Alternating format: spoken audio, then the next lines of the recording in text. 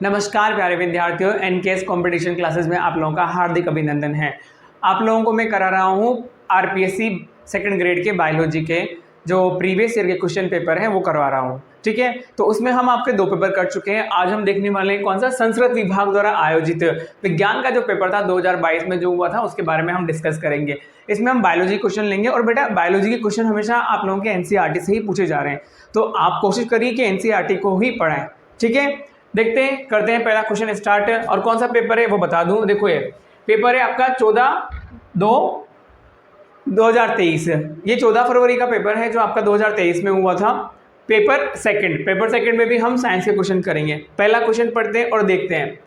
सूची 1 को क्या करना है, सूची 1 को सूची 2 से मिलाइए तथा सूचियों के नीचे दिए गए कूट की सहायता से सही उत्तर का चयन कीजिए। तो बेटा यहाँ पर जो सही उत्तर है उसको आपको टिक करना है। अब यहाँ पर सही उत्तर की बात करेंगे तो यहाँ पर दिया हुआ है सूची 1, लेमार्क, विज़मैन, डार्विन और डी व्रिज। लेमार्क ने आप लोगों की किसकी बात करी थी बेटा? लेमार्क ने बात करी थी उपार्जित लक्षणों की वंशागति की। विज़मैन ने किसकी बात करी थी बेटा? आप लोगों के विज़मैन ने बात करी थी आप लोगों के जर्मप्लाज्म सिद्धांत का। विज़मैन ने जर्मप्लाज्म सिद्धांत की बात करी थी। डार्विन ने किसकी बात करी थी? आपके डार्विन ने आप लोगों की बात करी थी बेटा पेंजिनवाद के। और डी व्रिज ने क्या दिया था? उत्परिवर्तन का सिद्धांत दिया था। तो डी व्रिज ने उत्परिवर्तन का सिद्धांत दिया था आप लोगों का। तो यहां पर हम बात कर रहे हैं ए का क्या मिल रहा है? 3rd। फिर बी का क्या मिल रहा है बेटा? 4। ए का 3rd और बी का 4 कहाँ मिल रहा है? हमारा सेकंड में। देखो ये है इसका सेकंड का आंसर। और फर्स्ट सी क्या है अपना? सी किससे था? पेंजिनवाद, ये मिल रहा। और डी किस में था अपना? सेकंड, ये मिल रहा। उत्परिवर्तन सिद्धांत 3rd 4 1 2।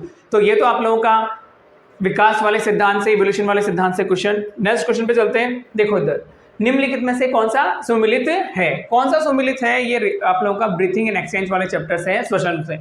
सामान्य श्वसन के समय, अंतः श्वसन एवं उच्च श्वसन के दौरान वायु का आयतन जो है वो क्या कहलाता है आप लोगों का? Tidal volume. तो ये करेक्ट है, इसका आंसर यही है बेटा, बाकी और तो गलत है। ये इसका करेक्ट आंसर है। नेक्स्ट क्वेश्चन, अमाशय में स्रावित अमाशय रस में उपस्थित एंजाइम होते हैं। बेटा ये आपको याद होने चाहिए, पेप्सिन, लाइपेज और रेनिन होता है। पेप्सिन प्रोटीन का, लाइपेज आप लोगों का किसका करता है? लिपिड का। रेनिन आप लोगों का मिल्क के लिए बोल देते हैं।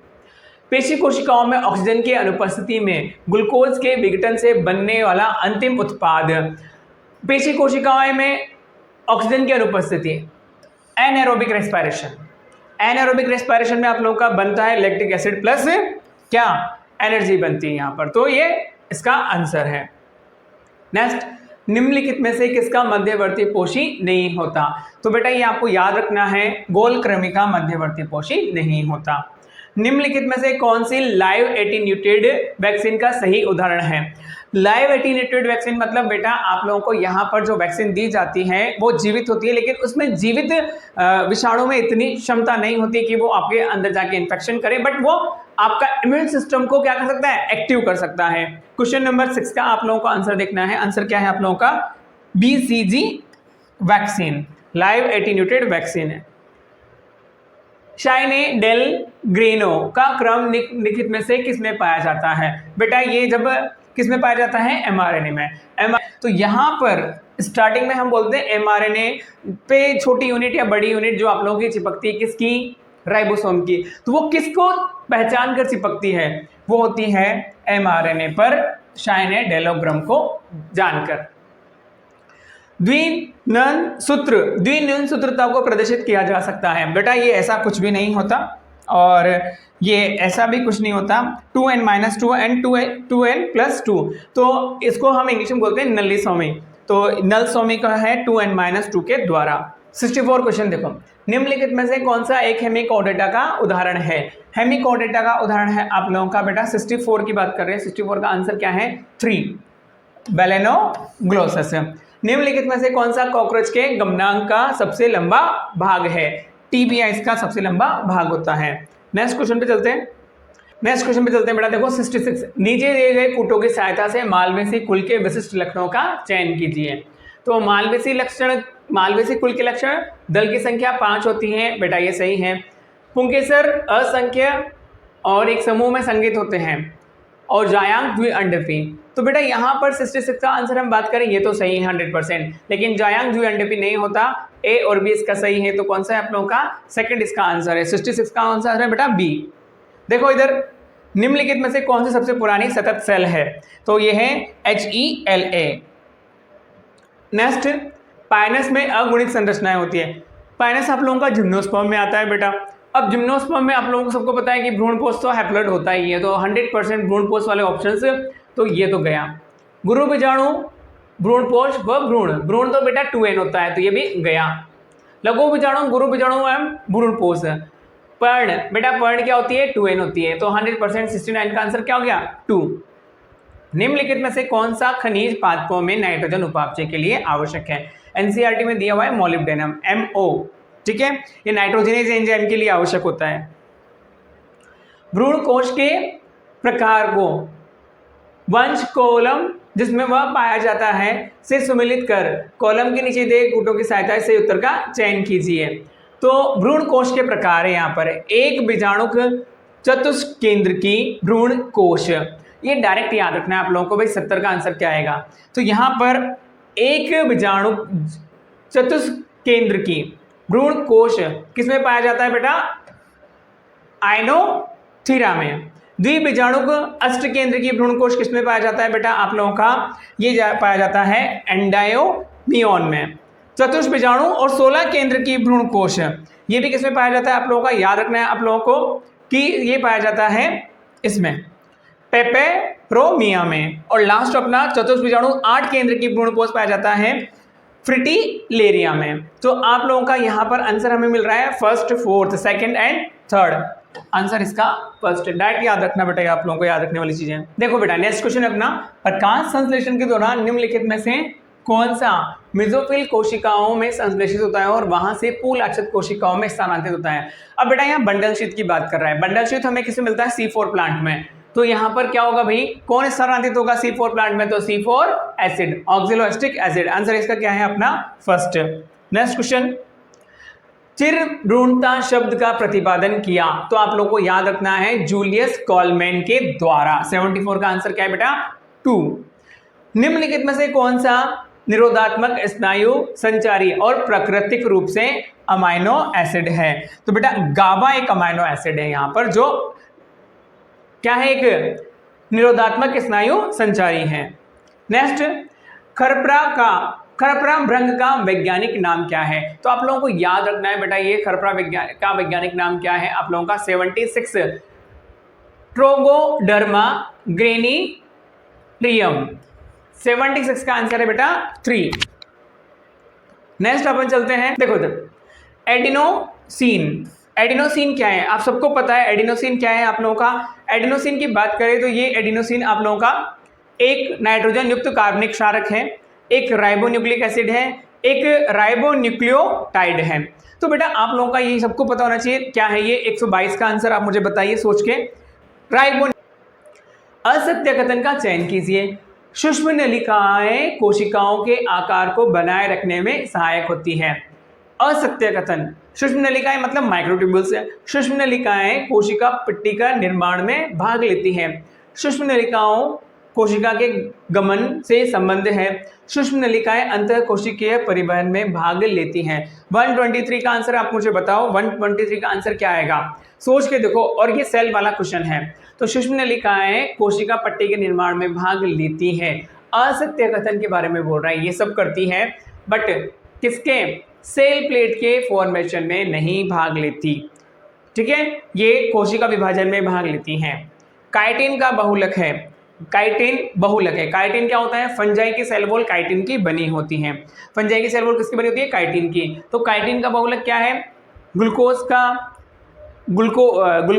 ग्लूकोसेमिन, ग्लाइकेन और ग्लिसरॉल। तो काइटिन किसका बना होता है, ग्लूकोज अमाइन का, ग्लूकोज एमीन का बना होता है।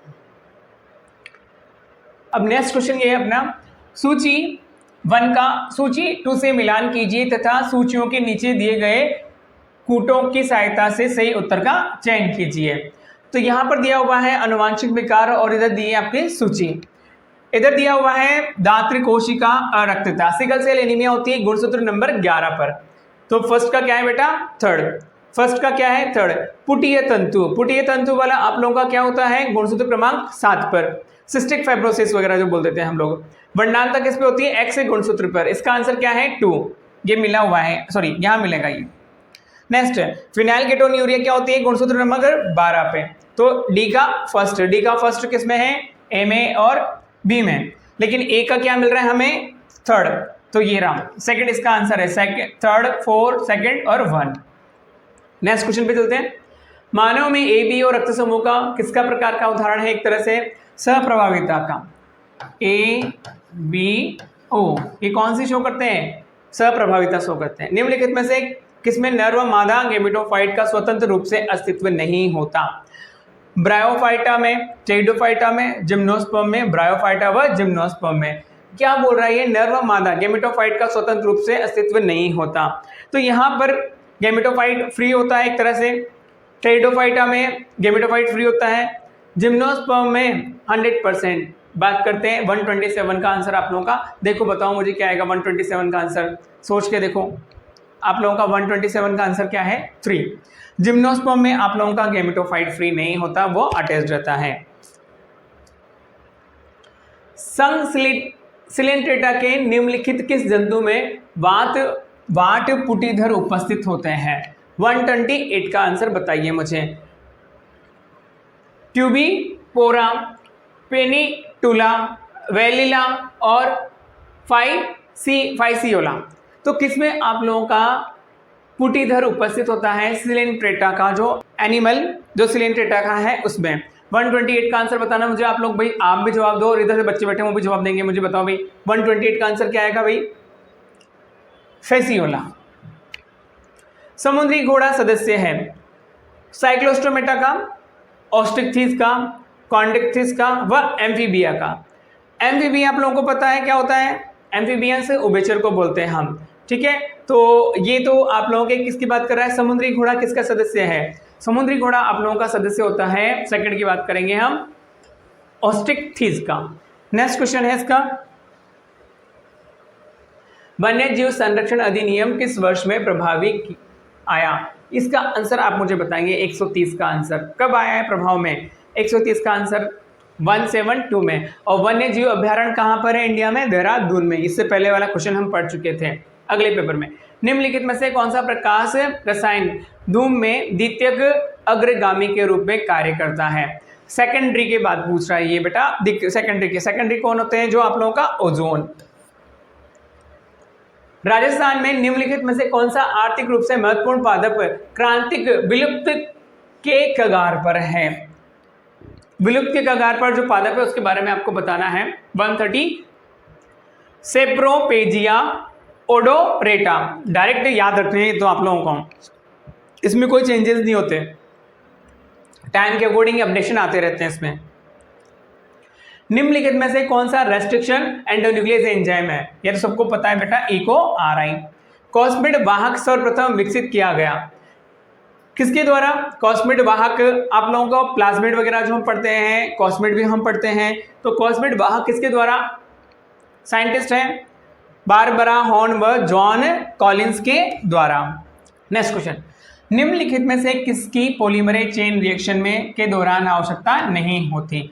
डीऑक्सीराइबोस न्यूक्लिक एसिड की तो होगी, टेम्पलेट की भी होगी बेटा आप लोगों का। यहाँ क्या कर रहे हैं हम, PCR पॉलीमर चेन रिएक्शन, मतलब हमें जो DNA मिला है उसका हमें रेप्लिकेशन करके डबल अमाउंट करना है। तो यहाँ पर जहाँ तक मुझे लगता है यहाँ पर लिया हुआ है RNA प्राइमर, जो आंसर दिया है इन्होंने उसको देख लेंगे। सबसे छोटी कोशिका जो ऑक्सीजन की अनुपस्थिति में भी जीवित रह सकती है, सबको पता है कौन है, माइकोप्लाज्मा।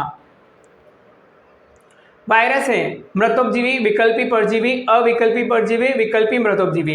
100% क्या है, अविकल्पी परजीवी, मतलब उसके पास कोई ऑप्शन नहीं है, ऑब्लिगेट पैरासाइट। 137 का आंसर है बेटा 3। सूरजमुखी पादप में निम्नलिखित में से कौन से प्रकार का पुष्पक्रम पाया जाता है। तो बेटा सूरजमुखी में मुंडक मिलता है। 138 का आंसर है आप लोगों का 3। पढ़ोगे तो अपने आप समझ में आएंगे ये। देखो नेक्स्ट क्वेश्चन, ट्यूनिका कार्पस सिद्धांत के अनुसार ट्यूनिका क्षेत्र में कोशिका का विभाजन का तल होता है। तो बेटा ट्यूनिका कार्पस सिद्धांत हमने पढ़ा था, ये इस तरह से होता है, ये कोशिकाएं इधर इस तरह से विभाजित करती हैं और ये वाली इधर इधर और इधर, ठीक है। तो ऊपर वाला तो आप लोगों का अपनत है और ये परिणत है। इसका आंसर क्या है आप लोगों का अपनत। निम्नलिखित में से कौन सा कथन सही नहीं है? फ्लोएम में पोष पदार्थ का गमन सदैव एक दिशा होता है। बेटा गलत है, तो 100% सही नहीं है। तो यही सही नहीं है जहां तक मुझे पता है। तो 140 का आंसर देखो यही।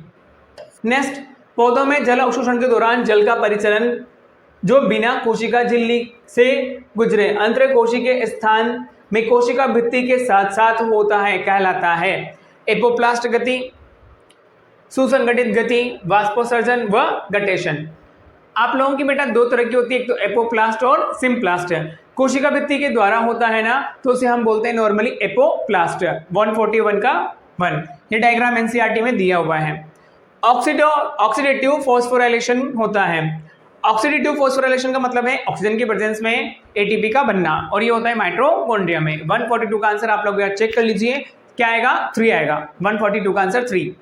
निम्नलिखित में से कौन सी प्रक्रिया पादपों में कार्बन डाइऑक्साइड स्थिरीकरण से संबंधित नहीं है? कैल्विन चक्र, बेंस ये है, क्रेब्स चक्र है, क्रेसुलेशन एसिड बेटा ग्लिसरीन। बेटा यहाँ पर हम कैल्विन चक्र जिसको हम बोलते हैं डार्क रिएक्शन, जिसमें CO2 का स्थिरीकरण होता है। क्रेसुलेशन एसिड मेटाबॉलिज्म जो प्लांट है ना, वो कौन से होते हैं बताओ मुझे? केम प्लांट। क्रेब्स चक्र को हम लोग बोलते हैं, ये माइटोकॉन्ड्रिया में चलता है, ठीक है। माइटोकॉन्ड्रिया के अंदर मैट्रिक्स में चलने वाला है, जो पायरुविक एसिड को का यूटिलाइज करता है। एसिटाइल कोएंजाइम में आप लोगों का बात करेंगे, यहाँ पर लिंक रिएक्शन में एसिटाइल कोएंजाइम बनता है, वो इसमें एंटर करता है। तो उसमें 2 कार्बन होते हैं और 4 कार्बन ऑक्सीजन मिलते हैं। 6 कार्बन इसको क्रेब्स साइकिल चक्र को चलाते हैं और माइटोकॉन्ड्रिया में चलता है। तो ये क्वेश्चन इसका आंसर है। जब एंजाइम में सहकारक को हटा दिया जाता है तो इसकी सक्रियता, एंजाइम में सहकारक कोफैक्टर को हटा दिया आपने, तो इसकी सक्रियता क्या हो जाएगी बेटा बताओ मुझे?